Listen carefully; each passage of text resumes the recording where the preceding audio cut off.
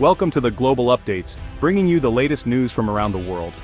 Well folks, it seems the US is facing an energy predicament, and guess who's calling for Canadian backup?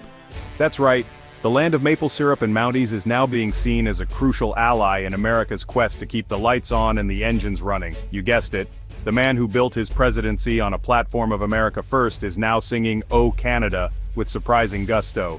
It's a twist that has left many political analysts and everyday citizens alike scratching their heads in disbelief. That's right, Donald Trump, in a move that could only be described as a spectacular policy pirouette, has appealed for increased oil imports from our neighbors to the north.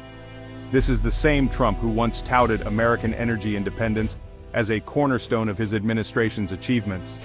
This unexpected turn of events has left many scratching their heads, particularly because it involves the infamous Keystone XL pipeline, a project Trump once hailed as the key to American energy dominance, but now finds himself defending against accusations of environmental hypocrisy. Environmentalists are up in arms, and even some of Trump's staunchest supporters are feeling a bit of whiplash from this sudden shift. Remember all those promises about American energy independence, about unshackling ourselves from foreign oil? It was a rallying cry that resonated with many Americans who were tired of seeing their country depend on other nations for such a critical resource. Well, it seems those promises were about as sturdy as a Jenga tower built on a waterbed.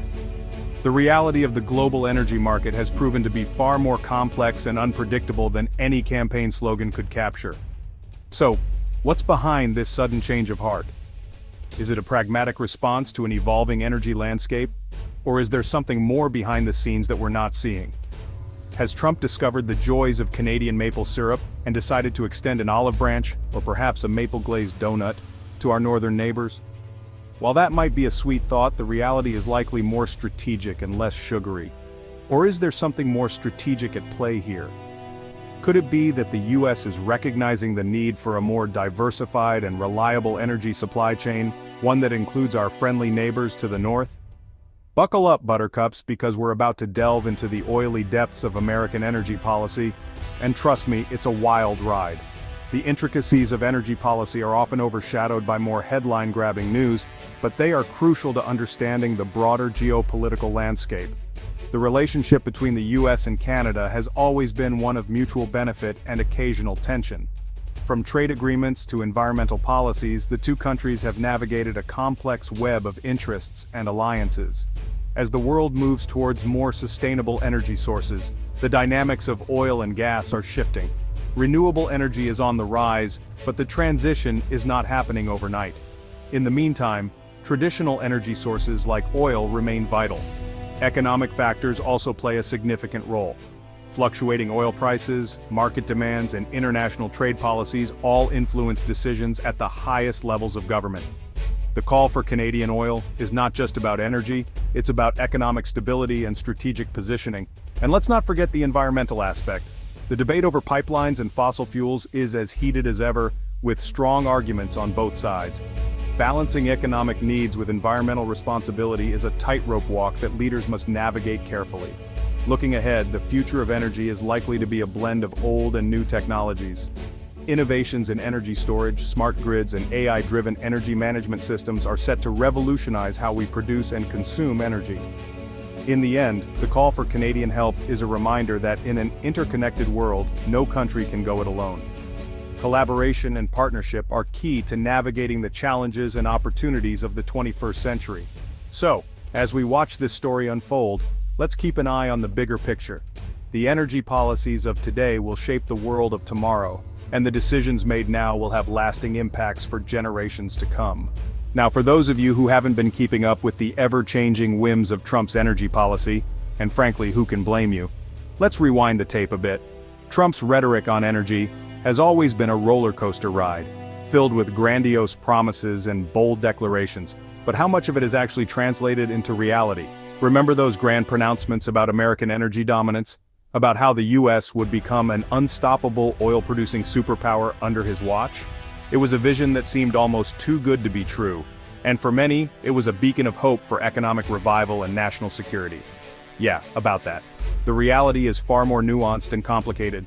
While the idea of energy independence sounds appealing, the path to achieving it is fraught with challenges and obstacles that are not easily overcome. It turns out that achieving energy independence is a bit more complicated than simply yelling "drill, baby, drill." Who knew, right? The complexities of the global energy market, environmental concerns, and technological limitations all play a significant role in shaping the energy landscape. The reality is that the U.S. energy landscape is a complex web of domestic production, imports, and ever-fluctuating global market forces.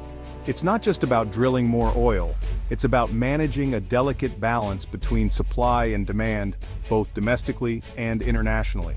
And while the U.S. has certainly ramped up its own oil production in recent years, it's still not quite the self-sufficient energy juggernaut that Trump likes to paint it as.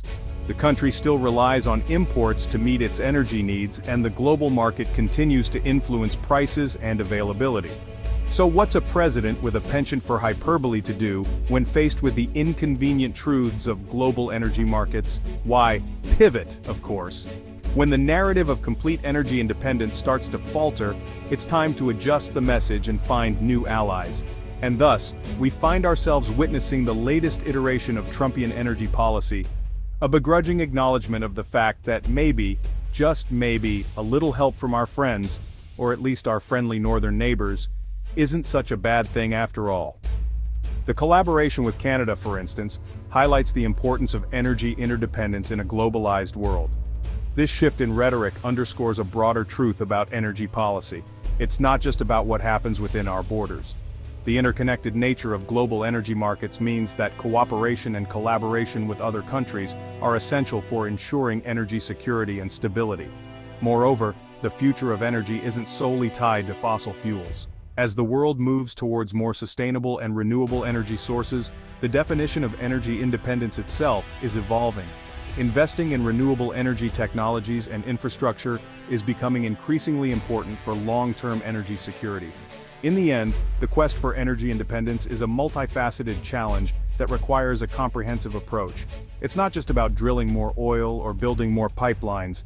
It's about innovation, collaboration, and forward-thinking policies that address the realities of the 21st century energy landscape. So, as we navigate the shifting sands of energy policy, one thing is clear. The path to true energy security lies not in isolation, but in embracing the complexities and opportunities of a connected world.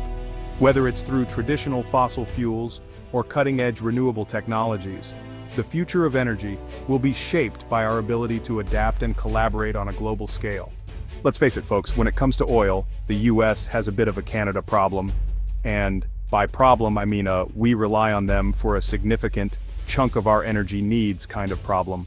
You see, despite all the talk about American energy independence, the truth is that Canada has been the United States' top supplier of crude oil for years.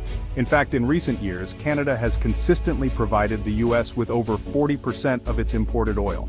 That's more than any other country. Not Saudi Arabia, not Russia, Canada. This heavy reliance on Canadian crude has some interesting economic implications. For starters, it means that what happens in the Canadian oil sands and to Canadian energy policy has a direct impact on the price Americans pay at the pump.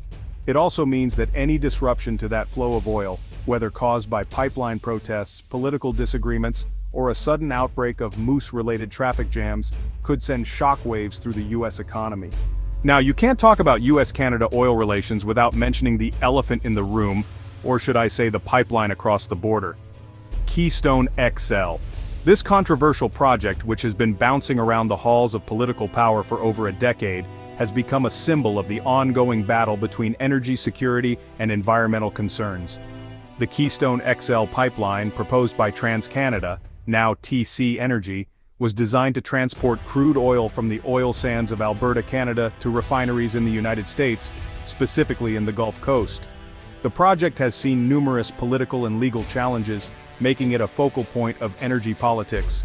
Proponents of the pipeline, including the Trump administration and the Canadian government, argue that it's essential for transporting Canadian oil sands crude to U.S. refineries, creating jobs and boosting the economies of both countries. They emphasize the economic benefits, such as job creation during the construction phase and the long-term economic gains from increased oil production and trade. The pipeline is seen as a way to strengthen North American energy independence, reducing reliance on oil imports from less stable regions of the world. Opponents, on the other hand, including environmental groups and many indigenous communities, contend that the pipeline poses unacceptable risks to sensitive ecosystems, contributes to climate change, and violates treaty rights. They argue that the extraction and transportation of oil sands crude are particularly harmful to the environment, leading to higher greenhouse gas emissions compared to conventional oil. Indigenous communities have raised concerns about the potential for oil spills that could contaminate water sources and damage their lands. The Keystone XL saga is a prime example of how energy policy often gets tangled up in a web of economic interests, environmental concerns, and political maneuvering. It's a story with no easy answers, where the stakes are high and the potential consequences far-reaching. The debate over Keystone XL has also highlighted the broader issue of how societies balance the need for energy with the imperative to protect the environment. As the world grapples with the realities of climate change, projects like Keystone XL force us to confront difficult questions about our energy future. Where the stakes are high, the pipeline's supporters argue that technological advancements and stringent safety measures can mitigate the environmental risks. They point to modern pipeline construction techniques and monitoring systems designed to detect and respond to leaks quickly. However, critics remain skeptical, citing past incidents where pipelines have failed, leading to significant environmental damage, and the potential consequences far-reaching. The Keystone XL pipeline debate is not just about a single project. It encapsulates the broader struggle over the direction of energy policy in North America and beyond. It raises fundamental questions about how we balance economic growth with environmental stewardship, how we honor commitments to indigenous communities, and how we navigate the complex geopolitics of energy. As we look to the future, the lessons learned from the Keystone XL saga will undoubtedly shape the ongoing discourse on energy and environmental policy.